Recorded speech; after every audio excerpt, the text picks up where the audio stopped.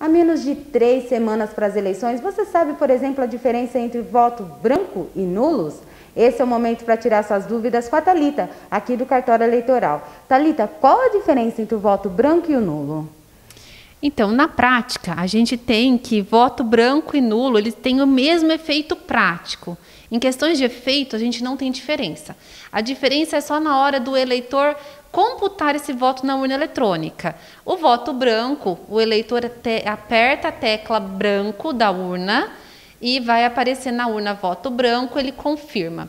O voto nulo é o voto atribuído a um número que não seja de nenhum partido ou de nenhum candidato. A gente costuma dar o exemplo do voto 00. 0000, que são 5 números, né? Ou só 00 no cargo majoritário. Quando o eleitor digita um número que não pertence a nenhum candidato, a urna ela mostra para ele voto nulo e então ele confirma. Então, a diferença ela consiste apenas na forma de o eleitor fazer esse voto na urna eletrônica. O efeito prático é o mesmo. Esse voto, tanto branco quanto nulo, ele não vai para nenhum candidato ou partido. Ele não contribui para esse candidato ou para um partido específico. Mas há ainda um mito, uma lenda de que os votos brancos ou nulos teriam grandes efeitos, poderiam até anular uma eleição. É verdade isso, Thalita? Não. Existe uma previsão legal, né? De que se tivesse a anulação de 50% dos votos de uma eleição, a eleição ela seria anulada e teríamos novas eleições. Só que esse dispositivo legal, ele diz respeito a quando votos válidos são anulados por decisão judicial.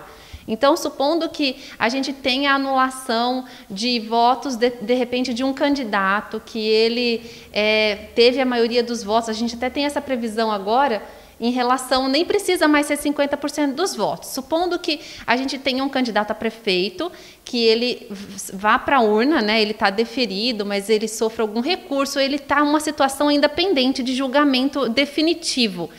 Caso ele ganhe e esses votos sejam anulados porque ele foi indeferido posteriormente no tribunal e tem essa decisão definitiva, a eleição ela é anulada e a gente teria novas eleições. Então, esse mito de que vamos votar todo mundo nulo na urna para anular a eleição é um mito, realmente.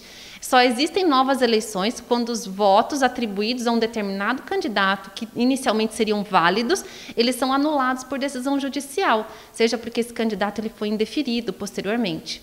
Então, se isentar das eleições, se você não concorda com os candidatos, votar branco ou nulo é indiferente. Qualquer uma das duas opções, você vai estar representando a sua opinião.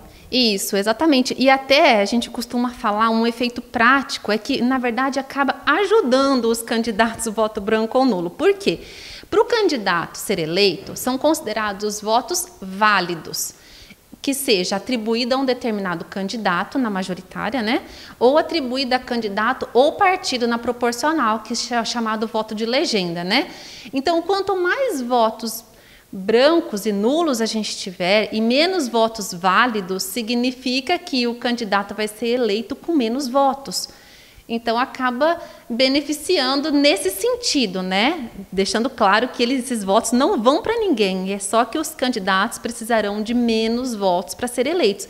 E a gente, levando em consideração, enquanto justiça eleitoral, de que a eleição ela representa a decisão da maioria do povo, quanto menos maioria a gente tiver nos votos válidos, significa que essa maioria não está tão representada assim, né?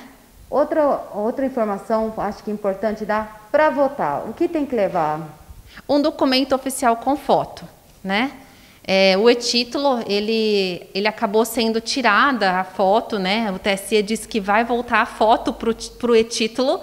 Então, voltando a foto no e-título, ele serve sim como documento de identificação.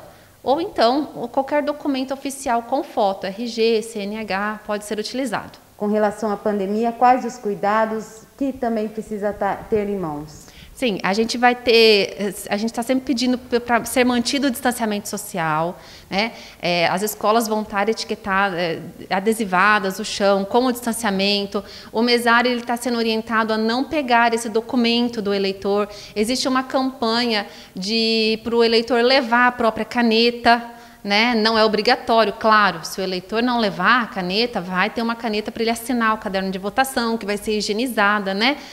Mas o uso obrigatório de máscaras, né? Todas as regras sanitárias que a gente tem até hoje para todo tipo de local, a gente vai ter no dia da eleição também. E lembrando do horário preferencial, né? A gente tem, as eleições vão se iniciar às 7 da manhã e das 7 às 10 a gente tem um horário preferencial para os idosos.